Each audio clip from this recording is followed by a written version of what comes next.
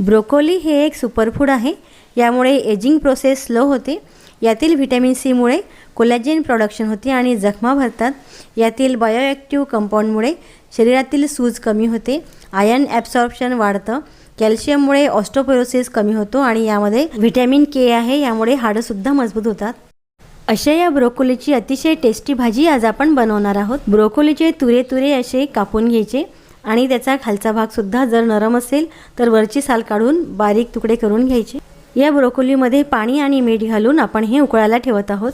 उकळल्यानंतर 2 मिनिटं झाकण तसंच राहू द्यायचं आणि त्यानंतर यातील पाणी काढून टाकायचं. कोबी निथळल्यानंतर आपण याला फोडणी देणार आहोत. या भाजीत घालण्यासाठी 3 चमचे बेसन पीठ, 2 बारीक कापलेल्या हिरव्या मिरच्या, आलं लसूण पेस्ट, धनेपूड, जिरेपूड, हळद, तिखट, गरम मसाला हे सर्व अर्धा चमचा घ्यायचा आहे आणि चवीपुरतं मीठ. 2 चमचे तेल गरम केलं. तेल गरम झाल्यानंतर त्यात जिरे मोहरीची फोडणी केली आणि बारीक कापलेल्या हिरव्या मिरच्या घातल्या, आलं लसूण पेस्ट घातली आणि हे परतल्या गेल्यानंतर आपण निथळलेली कोबी आपण यात घातली.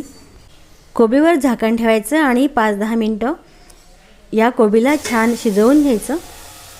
यामध्ये आधी मीठ घातलं तरीही चालेल. मीठ घालायचं आणि कोबी छान शिजू द्यायची.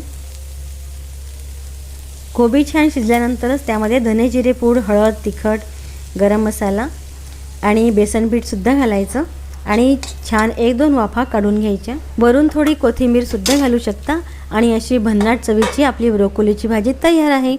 अशी ब्रोकोलीची भाजी मुलांना नक्कीच आवडेल. नक्की करून बघा आणि चॅनलला सबस्क्राईब करा. हेल्दी खा आणि हेल्दी रहा. बाय.